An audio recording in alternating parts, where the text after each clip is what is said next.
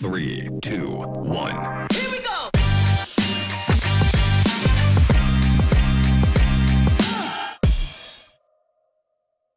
Bienvenue à tous, on se retrouve sur le plateau des capsules solutions sur ce salon Cyclo ici à Bordeaux en direct sur le site www.cyclo.fr, rubrique live. C'est le chat que vous pouvez utiliser pour interagir avec nos intervenants. Nous avons avec nous Agnès Petro. Bonjour Agnès. Bonjour. Merci d'être avec nous. Vous êtes responsable du pôle de surveillance et analyse des données au laboratoire Rivage Protec basé à Bidart dans les Pyrénées-Atlantiques. Oui. Comme je le disais, vous, si vous avez des questions à poser à la suite ou pendant cette intervention et nos questions, n'hésitez pas à les transmettre sur le site internet. On les transmettra après à Agnès qui se fera un plaisir d'y répondre et de vous répondre directement. Pour commencer, est-ce que vous pouvez nous présenter Rivage Protec en quelques mots pour situer ? Oui, bien sûr. Alors, Rivage Protec est le centre de surveillance et de prévision de Suez pour la gestion des milieux aquatiques.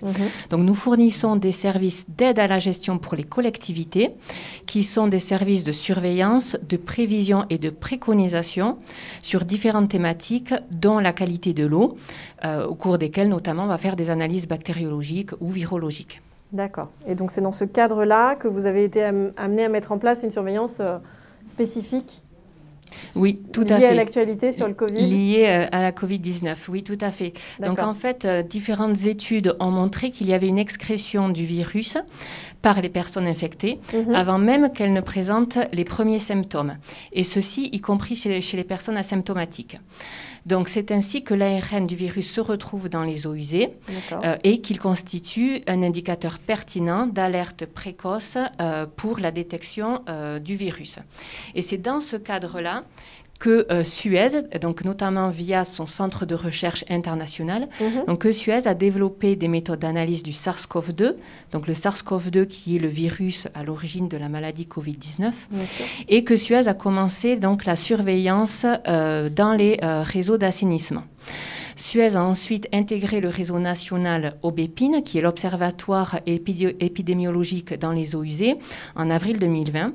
Et c'est ensuite, lors plutôt du second semestre 2020, que Suez a développé le service Covid-19 CityWatch, qui est un service opérationnel qui va donner une vision de la circulation locale du virus dans les réseaux d'assainissement.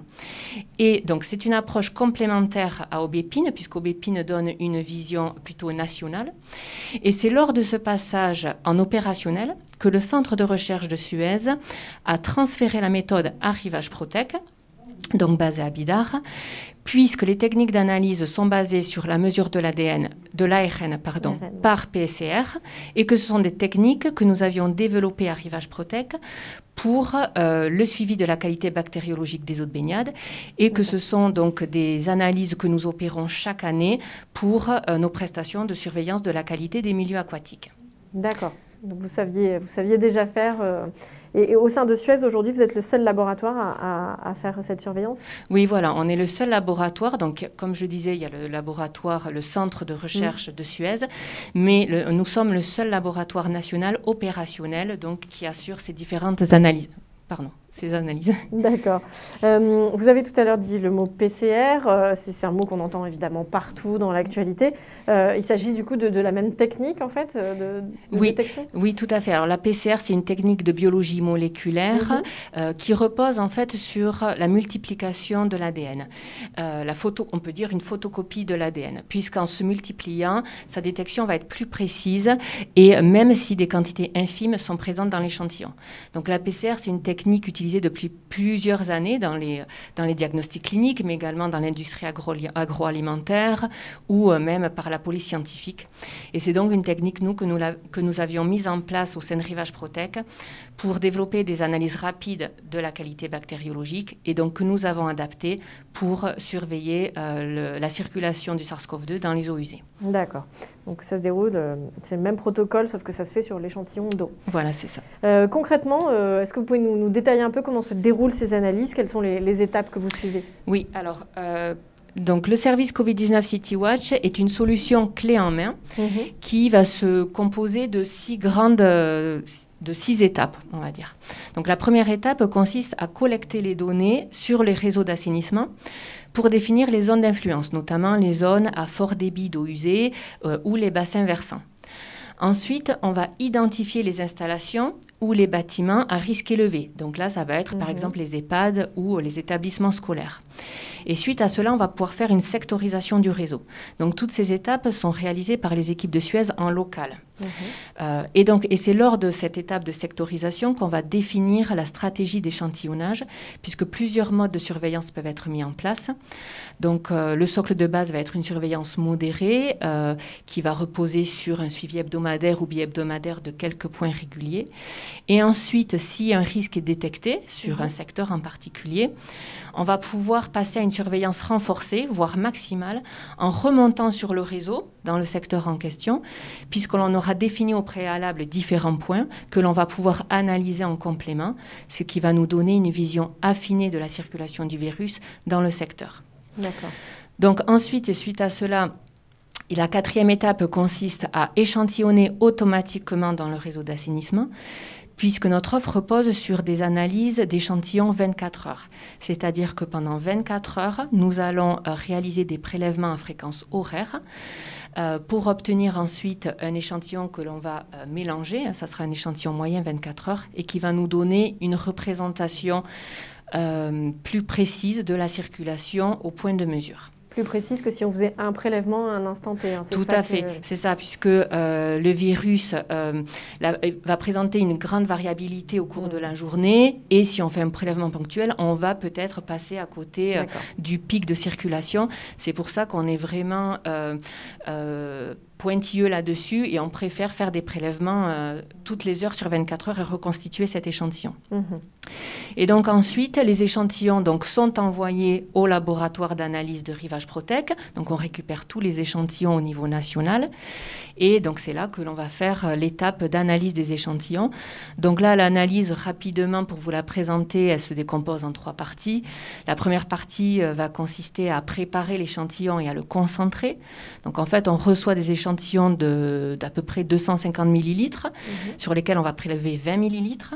Et donc à la suite de cette première étape de concentration, on va récupérer 300 microlitres. Ensuite, on va passer à la deuxième étape qui sera l'étape de lavage, purification et d'extraction de l'ARN. Donc à la suite de laquelle on va récupérer 100 microlitres d'échantillons. Et enfin, donc la dernière étape d'amplification par PCR dont nous discutions tout à l'heure, où là, on va manipuler des échantillons de 5 microlitres. Donc il faut savoir que notre offre repose sur l'analyse de 2 gènes spécifiques du génome du SARS-CoV-2, et il faut que les 2 gènes soient détectés pour que le résultat soit considéré comme positif et qu'une quantification puisse être donnée. Et enfin, donc, la dernière étape du service consiste donc à envoyer les résultats sur un portail web à destination des collectivités ou de toute partie prenante. Et donc ce portail web va leur permettre d'une part de stocker toutes les données du suivi, sur toute la durée du suivi, mais également d'accéder aux résultats, donc bien entendu de manière sécurisée avec un accès dédié. Donc les résultats seront transmis sous différentes formes, ça pourra être des tableaux, mais également sous forme de courbes pour bien analyser l'évolution, les tendances, mais également sous forme de cartographie, puisqu'on va afficher les secteurs sous différentes couleurs qui correspondront aux différents niveaux de circulation du virus dans le réseau. D'accord. Et associé à cela, on a un expert épidémiologiste qui, lui, est basé au centre de recherche de Suez, qui va interpréter les données, puisque nous ne rendons pas des résultats simples, bruts, mais bien des résultats interprétés au regard d'autres facteurs complémentaires.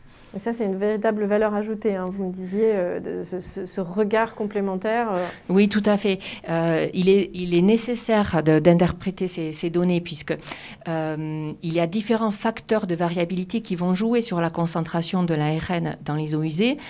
Par exemple, pour commencer, il y a déjà la variabilité de l'excrétion fécale de l'ARN d'un individu à un un autre qui n'est pas la même, mais également la stabilité de l'ARN dans les eaux usées, ça va être des facteurs que l'on ne va pas maîtriser. Par contre, il y a d'autres facteurs plus facilement mesurables, comme les facteurs de dilution de la concentration, notamment par les eaux pluviales, par les eaux claires parasites, les variations temporelles ou les mouvements de population.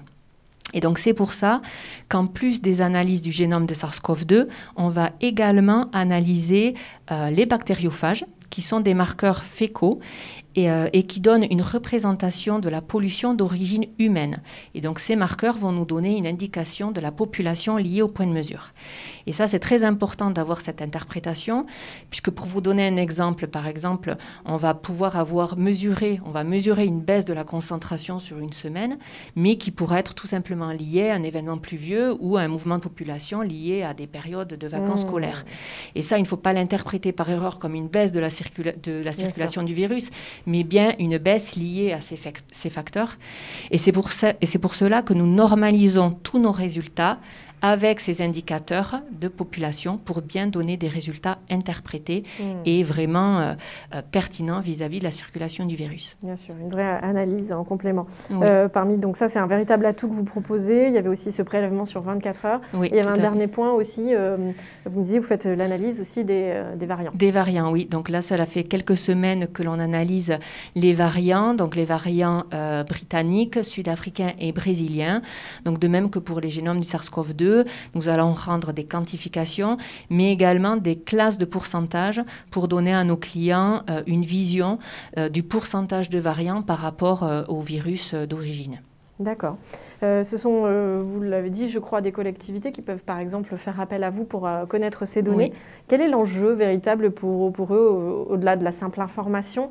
À quoi ça sert de leur fournir ces informations-là? Alors, le service Covid-19 CityWatch est un outil d'aide à la décision pour les collectivités, puisque ça va leur permettre d'avoir une vision locale et précoce de la circulation du virus. Et concrètement, ça va pouvoir leur permettre de mettre en place rapidement des mesures adaptées. Pour vous donner un exemple, on a un suivi sur une école où on a détecté la présence du virus, suite à laquelle une campagne massive de dépistage a été lancée sur tout le personnel enseignant, mais également les élèves, ce qui a permis de détecter 2 cas positifs et donc de mettre en place rapidement les mesures nécessaires. D'accord, donc on dit que le test, c'est déjà un bon outil d'alerte, mais en fait, là, on est encore en amont du test, c'est encore avant ça. Voilà, tout à fait, c'est ça, puisque le virus va se retrouver donc, dans les eaux usées avant que les symptômes n'aient été déclarés. On est vraiment sur une alerte précoce. D'accord, qui peut après aider à la décision. Voilà, à mettre en place les mesures adéquates pour toujours gagner en réactivité. D'accord. Merci beaucoup Agnès Pétraud, c'était très intéressant. Est-ce que vous vouliez rajouter un point qu'on n'aurait pas évoqué? Non, je pense qu'on a fait le tour. En tout cas, merci beaucoup pour ces informations sur le laboratoire Evage Protec et cette surveillance qui est utile plus que jamais ces temps-ci. On se retrouve dans quelques minutes pour la prochaine capsule.